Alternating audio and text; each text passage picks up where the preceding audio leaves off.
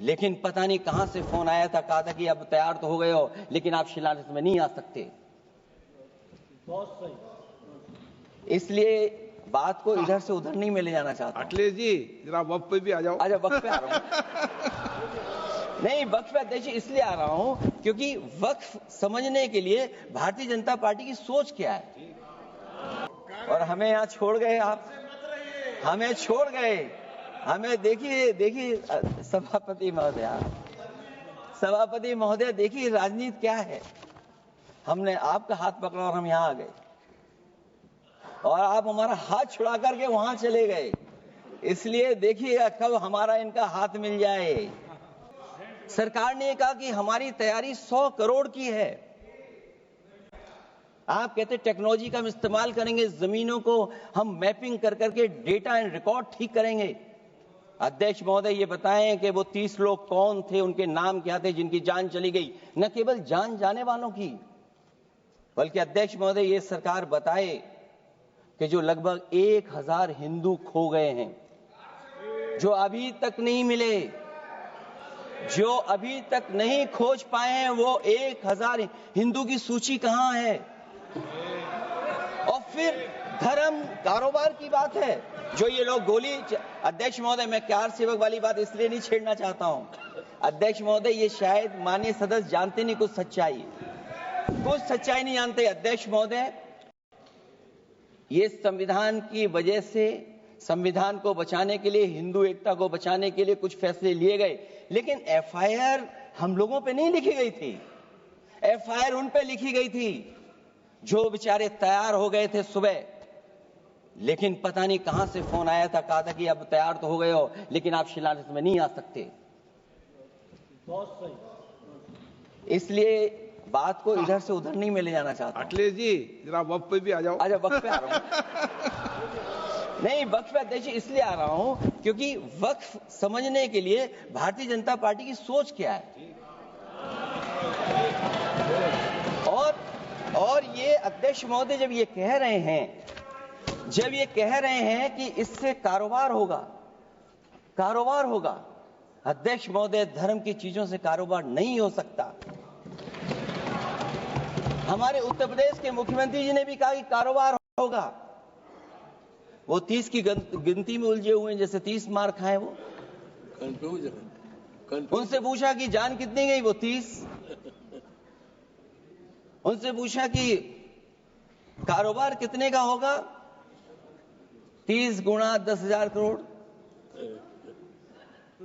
सोचिए, कुंभ हमारा क्या कारोबार की जगह है?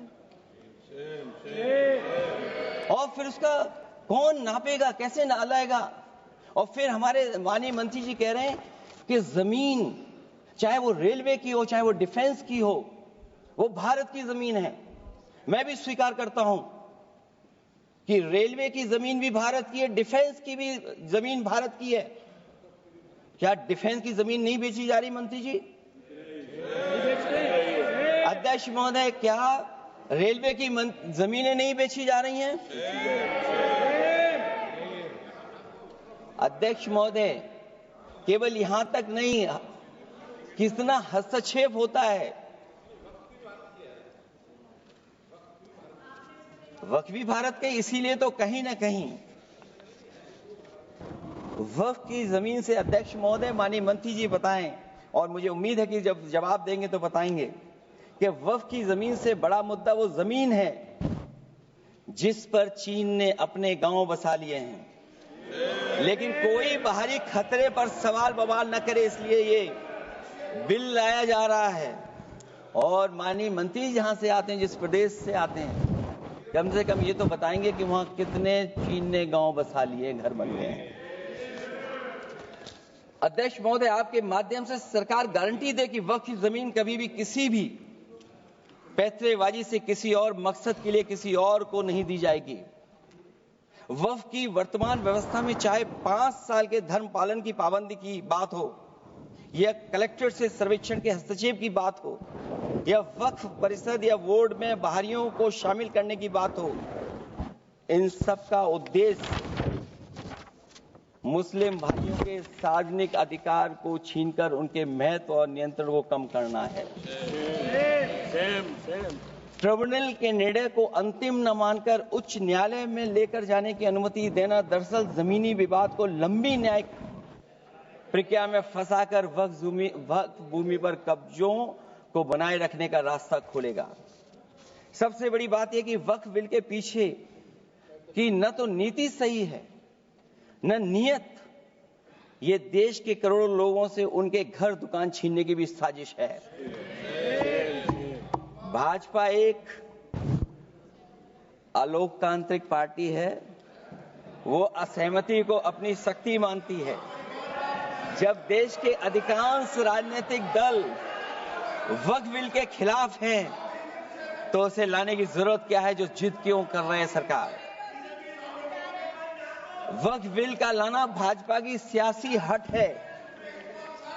वक्फ बिल भाजपा की सांप्रदायिक राजनीति का नया रूप है।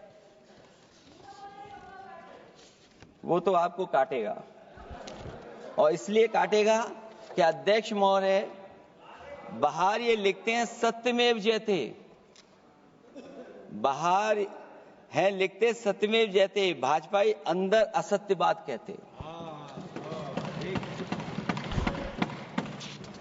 भाजपा वक्फ बिल लाकर अपने उन समर्थकों का तुष्टीकरण करना चाहती है जो भाजपा की आर्थिक नीति, महंगाई, बेरोजगारी, बेकारी और चौपट अर्थव्यवस्था से उसे छटक गए हैं।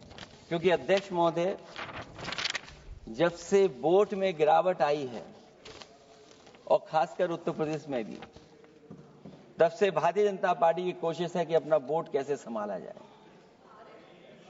ये वोट को संभालने के लिए बिल लाया गया है।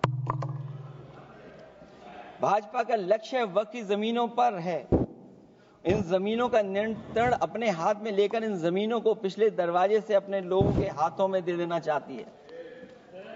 भाजपा चाहती है कि वक्फ बिल लाने से मुस्लिम समुदाय को लगे कि उन पर हक को मारा जा रहा है, वो उद्वेलित हों और भाजपा को ध्रुवीकरण की राजनीति करने का मौका मिल सके। क्योंकि अध्यक्ष महोदय, भाजपा का लक्ष्य यह है कि ध्रुवीकरण हो, क्योंकि वो जानते हैं कि ध्रुवीकरण जितना होगा उससे वो लाभ उठाने में आगे रहेंगे। तो ये वक्फ बिल जो लाया जा रहा है, वो अपनी वोट बैंक को संभालने के लिए और समाज को बांट करके करके राजनीतिक लाभ लेने के लिए लाया जा रहा है। और अगर इसके लिए नहीं लाया होता तो पहले से जो जितने फैसले लिए सरकार ने, क्या उससे देश और प्रदेश में कोई बड़ा बदलाव आ गया है? अगर स्मार्ट सिटी का बात करें तो कितनी स्मार्ट सिटी बन गई है आपकी? आपके नोटबंदी की वजह से न जाने कितना रुपया कहां निकल रहा है। और डर तो ये लगता है कहीं भाजपा वाले दूसरों के पैसा रख करके न पकड़वा दें। वक्फ बिल के आने से पूरी दुनिया में एक गलत संदेश भी जाएगा। इससे देश की सेकुलर इमेज को बहुत धक्का लगेगा। वक्फ बिल भाजपा की नफरत की राजनीति का एक और अध्याय है। मैं अंत में कहना चाहता हूं कि अभी तो आपने साथी संभाल लिए हैं, एक साथी तो मुझे दिखाई नहीं दे रहा है, और हमारे जिनका हमने सम्मान किया हमें कहां ले गए आप, और हमें यहां छोड़ गए आप, हमें छोड़ गए। हमें देखिए सभापति महोदय देखिए राजनीति क्या है। हमने आपका हाथ पकड़ा और हम यहां आ गए, और आप हमारा हाथ छुड़ा करके वहां चले गए। इसलिए देखिएगा कब हमारा इनका हाथ मिल जाए। और मैं अध्यक्ष सभापति महोदय ये कहना चाहता हूं कि वक्फ बिल भाजपा के लिए वाटरलू साबित होगा, क्योंकि ऊपर से तो हाँ कह रहे हैं, लेकिन अंदर ही अंदर बहुत सारे साथी सहमत नहीं है।